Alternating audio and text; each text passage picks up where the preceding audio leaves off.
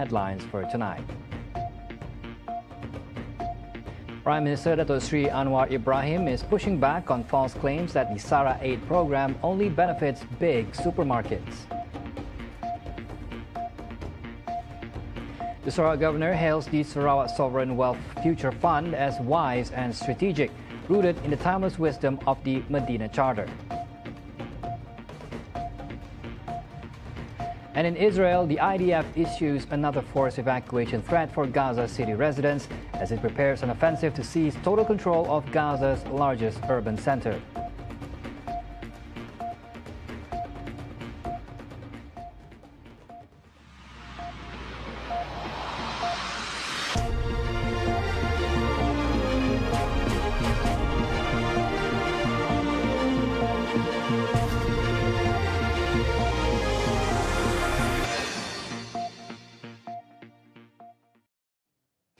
Prime Minister Dato Sri Anwar Ibrahim says the SARA program, the 100 ringgit Rahmah Basic Assistance, is running smoothly, with no complaints in recent days. Though he admits there were glitches at the start, he assures that the issues have been fixed and the system is now working well. Anwar is also pushing back on false claims that the SARA program only benefits big supermarkets. Small shops, he insists, are very much part of the rollout. Dia ada dua pro. Satu, untuk pastikan dia lebih meluas, 2,000 sekarang yang tak termasuk pada kategori yang pasar raya besar, mana yang kecil-kecil, dan kalau boleh kita tambah lagi kalau dia boleh ada sistem. Dan keduanya produk tempatan yang kita bagi keutamaan. Okey, baik. Macam mana sistem SARA? Saya tengok kalau setakat tadi bukan satu lah, 7-8 kes yang saya tengok nampak jalan baiklah. Cuma hari itu ke hari pertama kedua tu ada sikit lah. Sekarang ni nampak lancar. Baik. Penambahan sistem tu bagaimana? No, sekarang dah tak ada masalah. Dah 4-5 hari ni dah tak ada satu komplain pun lagi. Previously, the Finance Ministry says upgrades to the SARA system are ongoing in order to handle surging demand on weekends and during festive seasons. Meanwhile, Anwar revealed that the SARA program is drawing praise from foreign leaders who hailed it as innovative and people-centric. But many admit it's a model that would be tough to replicate in their countries. Kita bercakap soal SARA, memanglah ada orang yang mencemuhkan dia RM100 nak buat apa. Tapi dia lupa, SARA itu tambahan dari program SARA, tambahan daripada SDR. Berapa jumlah yang kita bagi kepada rakyat? 9 juta orang. Berapa jumlah? 15 bilion ringgit. Bila saya bincang dengan kawan-kawan saya di luar negara, terutama pemimpin Asia, dia tanya penduduk 34 juta, kita belanja 15 juta, 15 bilion ringgit untuk bagi kepada 9 juta. Itu kebanyakan mereka jawab tak mampu dia buat. In other news, Deputy Prime Minister Dato Sri Fadilah Yusof is urging Malaysians to take heed of the unrest in Indonesia, warning that stability and national harmony must be safeguarded. He says what is happening next door shows just how fast misinformation and twisted facts can fuel confusion and chaos. Asalnya cerita benar, tapi dikembangkan dengan perkara yang separuh benar dan tidak benar. Jadi menimbulkan kemarahan rakyat. Bila rakyat marah, orang akan mula memprotes. Protes yang aman menjadi protes yang tidak aman. Jadi perkara inilah kita kena pastikan untuk kita elak. Sebab negara kita perlu menjadi sebuah negara yang aman. Sebuah negara yang stabil. Bila negara kita aman, negara kita stabil, barulah kita dapat menguruskan negara kita dengan baik. Yesterday, the Prime Minister said ASEAN leaders are watching Indonesia closely, hoping protests there would end soon. During a recent meeting in Beijing, Indonesian President Prabowo assures him the situation is improving. The federal government is considering alternatives for its air defense after delays in the long-anticipated delivery of FA-18 Hornet fighter jets from Kuwait. Defense Minister Dato Sri Mohammed Khalid Nordin says the holdup stems from uncertainty over when Kuwait will receive its own aircraft from the United States, pushing back the transfer to Malaysia. Kerana Kuwait sendiri menunggu penghantaran kapal terbang jet-jet pejuang yang baru yang mereka telah beli daripada Amerika Syarikat. Saya difahamkan bahawa jet-jet Kuwait patut terima daripada Amerika ditangguhkan lagi. Dan tentunya kita tak boleh tunggu tanpa kita tahu bila kita boleh dapat. Sebab Kuwait hanya boleh setera kalau kita jadi beli F-18 itu bila mereka dapat jet baru mereka. Dan hari ini di peringkat Amerika masih lagi tak ada ketentuan bila mereka akan dapat. Jadi bila mereka tak dapat, mereka tak boleh terah. On August 26, Royal Malaysian Air Force Chief General Dato Sri Muhammad Norazlan Aris says the force is still reviewing every possibility before making a final call on buying Kuwait's used FA-18 Hornets. He also dismissed reports the deal was cancelled, insisting the plan remains under evaluation. Meanwhile, Mohammed Khalid says the order of 18 FA-50 fighter jets from Korea Aerospace Industries, due for delivery in 2027, will help meet the Air Force's operational needs.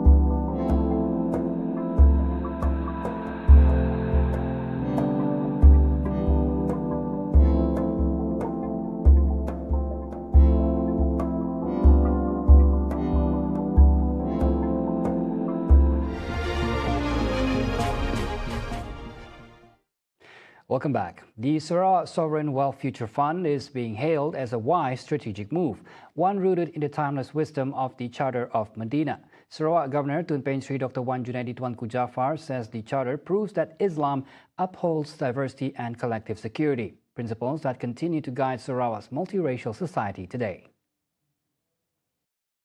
Dana ini mencerminkan keazaman Sarawak untuk menjadi pelabur global yang mengutamakan kepentingan rakyat dan kelangsungan masa depan.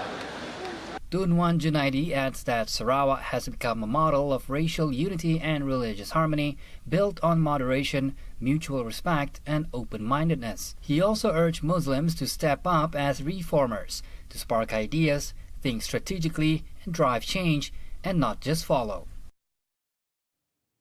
A new modular precast system, or MPS, if adopted widely, could be a game changer for the construction industry.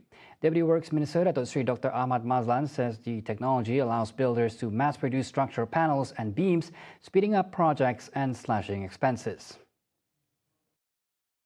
Saya ingin menyeru kepada pihak yang berkaitan, khasnya CIDB Malaysia di bawah kami, supaya melihat modular precast system ini sebagai teknologi semasa dan masa depan untuk kita mempercepatkan pembinaan bangunan-bangunan di negara kita. Ahmad Mazlan says his ministry is now drafting a plan to cut project costs, including using MPS to speed up infrastructure development for the people.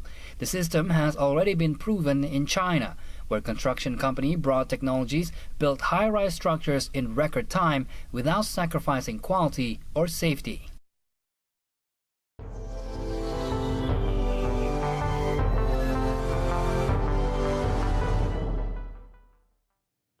Israel has issued another forced evacuation threat for Gaza City residents, this time to Al-Mawasi, a so-called humanitarian zone in Khan Yunis.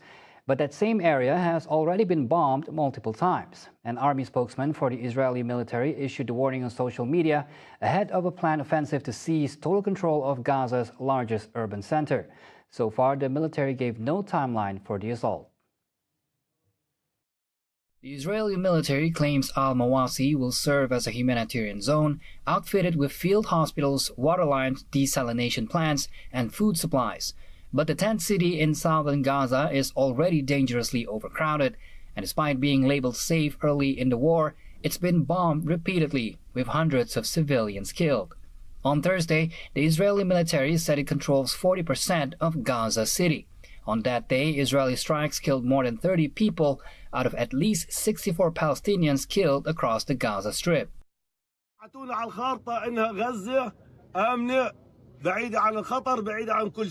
طب قعدنا في المنطقة الآمنة اللي حكى عنها الجانب الإسرائيلي تم الذبح فيها تم القتل فيها ايش سوى الطفل هذا؟ ايش عمل الطفل هذا؟ عيني كاملة كلها تنباد من غير أي شيء يذكر ايش عملنا احنا للجانب الإسرائيلي؟ ايش سوينا؟ يا بدخيلك يا الله والله زقنا عنا احنا زقنا منها على الحياة كلها لسه لو متنا كليتنا لسه اريح يطلع علينا نو نستريح من الحياة اما كل يوم نفقد بنات جين كل يوم نفقد اولادنا هيك هذا حرام بيصير فينا الشعب الفلسطيني ايش عاملين احنا. Israel's evacuation threat comes as it steps up its operations around Gaza City despite mounting domestic and international pressure to end the genocide. The United Nations estimates nearly 1 million people remain in and around Gaza City, where it declared a famine last month. It has warned of a looming disaster if the assault proceeds.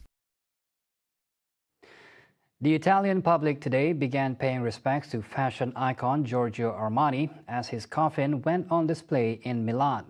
Hundreds lined up before doors opened at 9 this morning for the two-day viewing, leading up to a private funeral on Monday for Italy's most celebrated designer, who died on Thursday at the age of 91. Armani has died after months of fragile health. Ahead of his funeral, mourners gather at Milan's Teatro Armani, a one-time Nestlé chocolate factory he transformed in 2001 into his company's sleek, luxurious headquarters, where his creations first came to life. His passing just weeks before the 50th anniversary of his fashion house has drawn tributes from peers, politicians, and stars alike.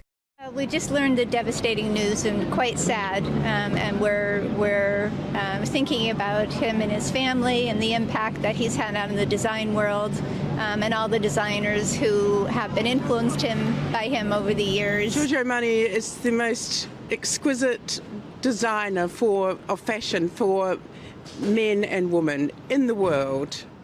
Born in Piacenza, Armani abandoned medical school for fashion after a stint as a window dresser in Milan. By 1973, he launched his own design studio, unveiling his debut collection 2 years later. Milan, his adopted city, has declared the day of his funeral a day of mourning. Armani leaves behind no children, raising questions about the future of his global empire.